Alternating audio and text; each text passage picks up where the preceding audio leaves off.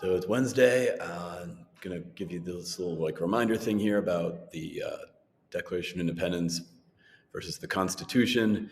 So a lot of the things we're looking at again are about how there was fear, there was distrust about a lot of these things. That is why the Constitution is written the way that it was. So today we picked up where we left off on the middle of that right side page. We finished up about Election Day on Tuesday. So here we are, looking at how you get to be president. So there are a few details they have here. One is you can't just be any citizen, you have to be a natural born citizen, which means one of these two ways here. You have to be born, doesn't actually have to be a state, and at least one parent has to be a U.S. citizen. There are other ways to become citizens, but it's not enough. So maybe some of your parents perhaps might have become a citizen a different way, but that wouldn't be enough to be president. There's also an age limit here. You have to be at least 35. There's no maximum limit, though. They didn't put that in there, but they did put something that you have to be in the United States a certain amount of time. And this, again, is all coming back to that thing of like fear and distrust, right? They're afraid of having someone too inexperienced, like too young, or not being in this country long enough. They're also worried, the writers of the Constitution, they're worried about having people come from other parts of the world, like especially Britain, to try to mess things up over here, or any other enemies. So these were some ways to make sure it has to be someone here in this country. And the Elector College would be a way to make sure that, an extra way to make sure, because the electors would maybe be more careful than regular voters, to make sure that the president's following all these kinds of rules. Then we talked about what's called succession. So this is what happens if the president can't be president anymore. And we find 1, 2, 3, 4 ways. One way is they get kicked out by something called impeachment. So they might be removed from office. That has never happened before, although we've gotten close. And then 2, 3, 4 other ways. So death, I think you know what that means. Resignation would be quitting. And that actually has happened before. Someone named Richard Nixon stopped being president. And another one that they put in there is about having any disability. But they don't say what exactly a disability would be, and they don't say exactly how it gets decided. They leave that open. But if any of those things happen, then you go to the vice president. And there's a question you might be having, but I'm not going to get to it yet, about vice president. So these are the things that we reviewed together. Moving on. All right, we're going to move on here. So there's this oath of office that they take. They don't have to swear on a Bible. A lot of presidents do, but that's not in the Constitution. And then there are these words here saying they'll basically be really good to the Constitution. And the president gets paid. So there's this little number up here. Now it's $400,000 a year. Plus they get other things for being president, like, the White House, plane, travel, food, a lot of that stuff they don't have to pay for. So, but they have a lot of responsibility. I don't think I want this job. And if you're wondering, the vice president gets a little less than $300,000. It's not quite the same. And Congress can change it over time to keep up with the value of a dollar. Okay, so those were a few things. Oh, and this picture here, this shows one way of what it might look like if someone's taking the oath. Now, this one is a kind of different one. Usually it's a bigger kind of a party, happier kind of thing. This was one that happened after President John Kennedy got shot and killed.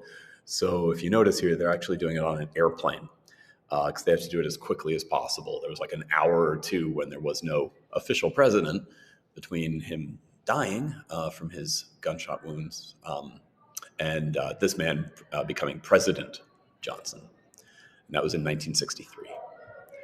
Okay, so that wrapped us up with these pages. So then we flipped over to the last page about the president, the last page in this textbook. And all we really got through was this one. It says military powers, but I don't think it should really say that because there's more to it. The first power, though, that the president has is about the military, even if they don't have any military experience at all. And that's been true for some presidents like Donald Trump and Barack Obama, but they're still in charge of the army. And that's a rare kind of trust, right? Like we've seen all these ways where they did not trust the president. But the other thing they had was fear, right? Fear of invasion, fear of attacks. And so the writers wanted to make sure that there's someone in charge of a military to make sure that to keep the people safe. And it's someone who's elected, which some countries don't do it that way. But that's what they wanted to do. So it is a sign of trust, but also kind of distrust of the military, right? So you've got someone elected who's in charge. And then there's this mention about like the president can require opinions from executive department leaders. So this is something I'm going to show you a couple of pictures of here. There are many departments. Remember, like the city has an executive branch. The mayor's in charge of departments like police department, fire department, school department in a way, roads department, that sort of thing. Well, these are the ones for the U.S. government, and they each have a little symbol here. I'll just give you the names kind of quick here. These were the first four ones that existed. And then there are some of these. You don't need to know what all of them are for. Usually the name helps, but over time we got like an education department, and most recently, after 9/11, a Homeland Security one was put in. So the president can order around and control things that the government is doing in these departments. And we'll get to that probably in the next video. This is where we need to come back. Some of you were wondering, perhaps, what if the vice president can't do the job? What happens then? Well, look right after that orange box. It says Congress may by law provide the details of then who else would take over. So the most recent law of Congress set this system up here. There are 19 people in this list. We'll zoom in a bit here. So it goes from president to vice president, and then kind of covering one up here. Then it goes to the Speaker, the leader of the House of Representatives. So that's an elected representative from Congress would actually take over. And then it would be the person who's been on the Senate the longest, so a leader of the Senate, also in Congress. Then it goes to those executive department leaders, the leader of the State Department, then the Treasury, then Defense, and so on and so forth. And can I have like the next list? Yeah, I was going to show you like the next list. It doesn't really matter here. All right, there you go. That goes all the way down to some other ones we can talk about in class. But so there is a system. Now, what's kind of weird, though, is the way it is right now, the leader of the House of Representatives is a Republican. So if something happens to the president and vice president, you've got a Republican president, at least until we get the next election. So all those people would move up to different jobs. So that's the system they've got.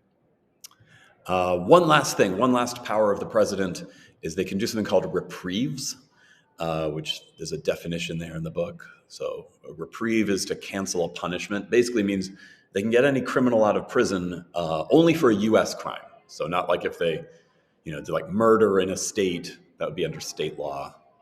This has happened many, many times. We didn't really talk about this much in class today, but that's the third in this list of powers for president. And I bet by now you've got enough, if you haven't already, to fill in that page of your green learning log, because there was a lot here.